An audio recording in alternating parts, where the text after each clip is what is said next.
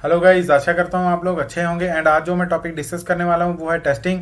Testing क्या होती है, टेस्टिंग को गोlang के अंदर कैसे यूज़ किया जाता है और टेस्टिंग की इंपॉर्टेंस क्यों है, ट्रेडिशन ऑफ टेस्टिंग क्या है, मैनुअल टेस्टिंग क्या होती है, ऑटोमेशन टेस्टिंग क्या होती है, यूनिट टेस्ट केसेस क्या होते हैं, इंटीग्रेशन टेस्टिंग क्या होती है एंड लोड टेस्टिंग क्या होती है। तो ये सारी जो टॉपिक्स हैं मैं इस वीडियो के अंदर कवर करने वाला हूँ। तो वीडियो को अच्छे से सुन लें क्योंकि ये जो टॉपिक्स हैं ये डेवलपर्स को भी पता होने चाहिए। ये ऐसा नहीं है कि टेस्टर स्पेसिफिक है, क्योंकि जो इंटरव्यूअर होता है वो बेसिकली पूछता है कि मैनुअल टेस्टिंग क्या होती है, यूनिट टेस्ट केसेस क्या होते हैं, इंटीग्रेशन टेस्टिंग क्या होते हैं। तो ये चीज़ें जो हैं वो बहुत ज़रूरी हैं। अब मैं पहले बात करूँगा कि जो टेस्टिंग है ये बेसिकली इंपॉर्टेंट क्यों है। अब मान लो कि आप लोग कोई सॉफ्टवेयर बना रहे हो, कोई एप्लीकेशन बिल्ड कर रहे हो।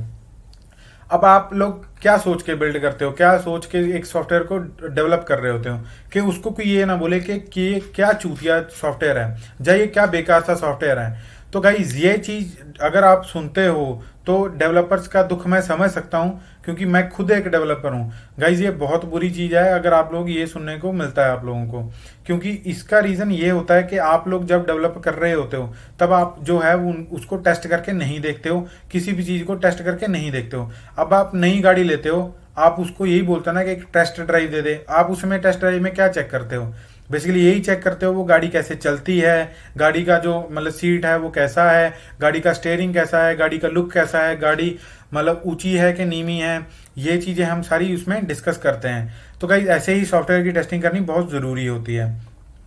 अब ट्रेडिशन क्या था टेस्टिंग का, पहले लोग करते थे मैनुअल टेस्टिंग, अभी क्या आ गई ऑटोमेशन टेस्टिंग।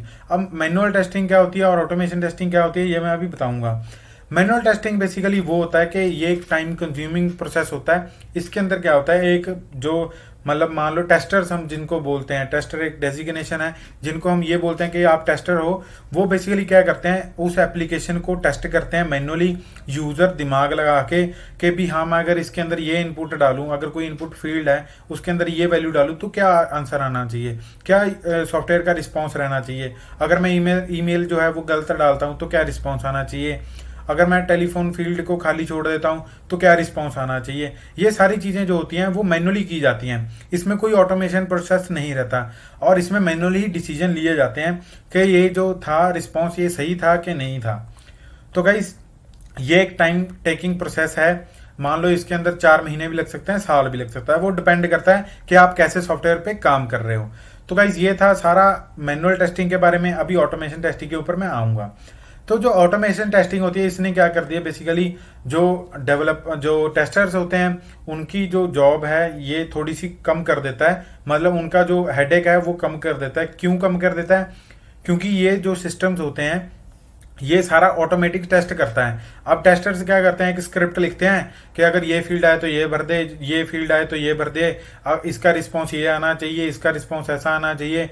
अब गाड़ी की मैं बात करूं तो टेस्टिंग जो सीट है वो ऐसी होनी चाहिए, स्टेयरिंग होना चाहिए ऐसे होना चाहिए, अलाइनमेंट है व्हील्स की वो ऐसे होनी चाहिए, सस्पेंशन है वो ऐसा होना चाहिए, एसी है ऐसे काम करना चाहिए, म्यूजिक सिस्टम है वो ऐसे काम करना चाहिए।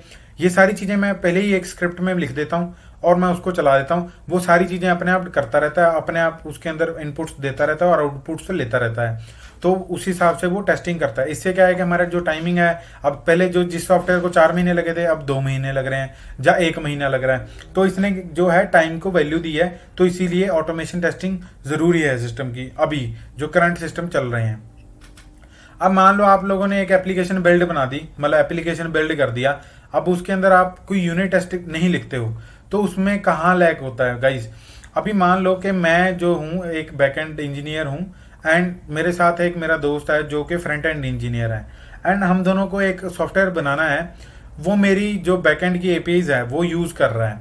एपीआईज क्या है, जो रिस्पॉन्स लेके जाती हैं एंड रिस्पॉन्स लेके आती हैं, ठीक है गाइस। अब वो यूज़ कर रहा है। अब मैंने यूनिट टेस्ट कैसे लिखे नहीं हुआ, कहीं मेरी फंक्शनैलिटी लैग कर गई या किसी को गलत रिस्पॉन्स चला गया, या पैसे ज़्यादा कट गए या कम कट गए। तो गाइज अगर मैंने यूनिट टेस्ट लिखे होते तो ये चीज़ें नहीं होनी थी, क्योंकि मेरे को उसकी एक्सपेक्टेड आउटपुट भी पता थी और उसका क्या क्या मतलब मैं उसके अंदर वैल्यूज डालूँ तो मेरे को उसकी एक्सपेक्टेड आउटपुट पता होनी चाहिए। तो गाइज यूनिट टेस्टिंग जो होती है वो पर्टिकुलर ब्लॉक टेस्टिंग के लिए होता है। लाइक आपने एक फंक्शन लिखा या आपने कोई मतलब बिजनेस लॉजिक लिखा, उसके अंदर मान लो 10 इफ एल्स स्टेटमेंट्स हैं। अब इफ एल्स स्टेटमेंट जो होती हैं उनको चेक करने के लिए आपको यूनिट टेस्टिंग लिखनी पड़ती है। एक पर्टिकुलर फंक्शनैलिटी को चेक करने के लिए वो यूनिट टेस्ट केसेस होते हैं वो लिखने पड़ते हैं। अब कहीं आप मान लो पैसे काट रहे हो, अब मैंने कैब की, ठीक है, कैब के अंदर मैं मान लो 100 रुपए की कैब थी, मेरे 110 रुपए कट गए, तो अगर मैंने उसके ऊपर यूनिट टेस्ट केसेस लिखे होते तो मे बी वो केस अकर नहीं होता। क्यों? क्योंकि यूनिट टेस्ट केसेस जो होते हैं वो इंश्योर करते हैं कि आपकी चीज़ें सही हैं कि नहीं है, आपकी जो फंक्शनैलिटी वो सही है कि नहीं है। अब मैं बात करता हूँ इंटीग्रेशन टेस्टिंग क्या होती है। अब मान लो कि आपकी जो फंक्शनैलिटी है वो आगे 3 चीज़ों पे डिपेंडेंसी है, मतलब 3 चीज़ों के ऊपर डिपेंडेंसी क्रिएट करती है। अब इंटीग्रेशन टेस्टिंग क्या होती है कि वो सभी चीज़ों को इंटीग्रेट करने के बाद मान लो कि मेरी एक एपीआई है, वो आगे फर्दर किसी और एपीआई को कॉल करती है, तो उसके ऊपर मैं एक इंटीग्रेशन टेस्ट केस लिखूंगा जो क्या करेगा, मेरा एक उसको इनपुट देगा एंड वो अपनी टेस्टिंग करेगा, मतलब अपनी फंक्शनैलिटी रन करेगा। वो जो थर्ड पार्टी है या किसी और एपीआई को कॉल करने वाला था उसको कॉल करेगा एंड आउटपुट लेके आएगा और मेरे को रिस्पॉन्स में रिटर्न करेगा, और मैं उसको चेक करूंगा, वेरीफाई करूंगा कि ये सही है कि नहीं है। अगर नहीं है तो मतलब मेरे को अपनी फंक्शनैलिटी जो है वो चेक करके दोबारा से उसको सही करना पड़ेगा। अगर सही है तो मतलब सही है, मतलब ये ऑल ओवर जो फंक्शनैलिटी होती है, थर्ड पार्टी डिपेंडेंसीज होती हैं, उनको रिजॉल्व करता है और मतलब उनको सही से चेक करता है कि ये चेक चल रही है कि नहीं चल रही। अभी बात करूंगा मैं लोड टेस्टिंग की। लोड टेस्टिंग के लिए बेसिकली आप ये इंश्योर करना चाहते हो कि आपकी जो एप्लीकेशन है वो एक टाइम पे कितने यूजर्स को हैंडल कर सकती है, कितना लोड हैंडल कर सकती है। अब मान लो मैंने एक सॉफ्टवेयर बनाया, उसके अंदर मैंने लोड टेस्टिंग की नहीं एंड उसको मार्केट में लॉन्च कर दिया। अब वो बेसिकली होगा क्या, अब वो लोड झेल नहीं पाएगा, हो सकता है झेल भी पाए, हो सकता है नहीं भी झेल पाए, एक टाइम आएगा कि वो लैग करने लग जाएगा। जैसे कि हमने बहुत सारी ऐप्स में देखा है कि जब हम यूज कर रहे होते हैं वो ऐप बंद पड़ जाती है या कुछ भी हो जाता है। अब जैसे मान लो पबजी जैसी एप्लीकेशंस थी, उन्होंने पहले लोड टेस्टिंग की होगी, तभी जाके वो इतने यूजर्स का डेटा को हैंडल कर पा रही होंगी एट ए टाइम। तो गाइज ये होती है लोड टेस्टिंग। अभी हम बढ़ते हैं कि गोलैंग के अंदर टेस्टिंग की कैसे जाए। तो गाइज गोलैंग के अंदर टेस्टिंग एक पैकेज है, ठीक है, इनबिल्ट पैकेज है जो टेस्टिंग को मतलब टेस्ट केसेस को लिखने के लिए मतलब एक अच्छी इंटरफेस देता है, मेथड्स देता है, जिसको आप यूज करके जो गोलैंग के अंदर यूनिट टेस्ट केसेस लिख सकते हैं। अभी मैं आपको एग्जांपल देता हूं प्रोग्रामेटिकली, तो वीडियो के साथ अच्छे से बने रहें।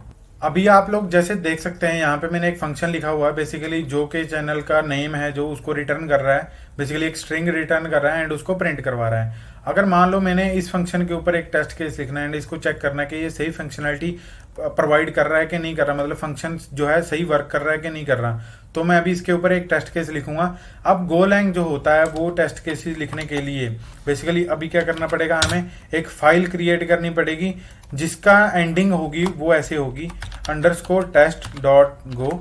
तो गाइस जो गो के मतलब यूनिट टेस्ट केसेस होते हैं वो आप ऐसे फाइल की जो एक्सटेंशन है, मतलब उसको जो फाइल का नेम है बेसिकली उसको आप ऐसे एंड करोगे।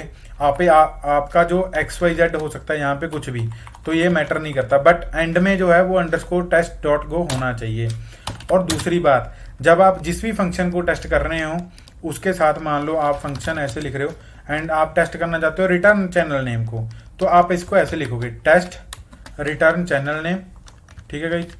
तो ये आपको ऐसे लिखना पड़ेगा। तो इसका मतलब होता है कि भी आप इस फंक्शन को टेस्ट करना चाहते हैं एंड यहाँ पे क्या है टेस्टिंग, आपको ऐसा कुछ लिखना पड़ेगा। अभी मैं आपको ये एग्जांपल देता हूँ, लिख के बताता हूँ, ठीक है गाइस। अभी आप जैसे देख सकते हैं मैंने जो फंक्शन डिक्लेयर किया था वो मेन फाइल के अंदर किया था main.go, जैसा कि मैंने यहाँ पे लिखा हुआ है, ठीक है गाइस। अभी मैंने इस फंक्शन को टेस्ट करना था तो मैंने यहाँ पे जो सिंटैक्स बताया था, मैंने एक ऐसी main_test.go फाइल बनाई है एंड उसके अंदर मैंने क्या लिखा हुआ है। अब जैसे यहाँ पे आप देख सकते हैं टेस्टिंग जो पैकेज है मैंने उसको इम्पोर्ट कर लिया, ठीक है। एंड उसके बाद मैंने फंक्शन को, जिस फंक्शन को टेस्ट करना उसके आगे टेस्ट लगाया एंड फंक्शन नेम लिख दिया एंड वही मैंने आर्गूमेंट पास कर दिया। देन उसके बाद मैंने वही फंक्शन जिसको टेस्ट करना था उसको यहाँ पे एक्चुअल में कॉल करा एंड उसकी आउटपुट ली है एंड मैंने यहाँ पे दिया कि उसकी जो एक्सपेक्टेड आउटपुट है वो यही आनी चाहिए, इसके सिवा कोई नहीं आनी चाहिए।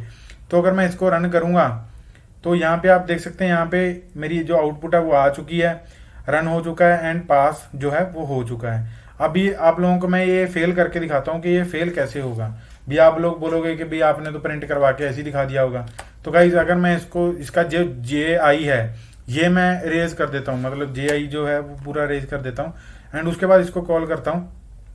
तो आप लोग देख सकते हैं ये जो टेस्ट केस है ये फेल हो चुका है। इसने क्या बताया कि जो एक्सपेक्टेड स्ट्रिंग थी वो क्या आनी थी, गो गुरु, ठीक है गाइस, एंड जो मतलब एक्चुअल स्ट्रिंग थी वो क्या आनी थी, गो गुरु जी। तो गाइस जैसा कि आपने अभी देखा, तो हमने जो आउटपुट है वो सही से अभी प्रिंट करवा दी है, ठीक है। टेस्ट केस हमारा फेल होना चाहिए तो ये फेल हो रहा है। इससे हमें क्या इंश्योर होता है कि जो मेन में हमने जो फंक्शन लिखा है वो गलत है। अभी जो हमने इसको सही कर दिया, इसके अंदर आउटपुट सही दे दी, तो हमारा टेस्ट केस जो है वो पास हो चुका है। गाइज ये था टेस्टिंग के बारे में। आशा करता हूँ आप लोगों को समझ आ गया होगा। अगर किसी का फिर भी कोई डाउट है तो मेरे को कमेंट सेक्शन में बताएं, ताकि मैं आप लोगों के जो डाउट्स हैं वो क्लियर कर सकूं।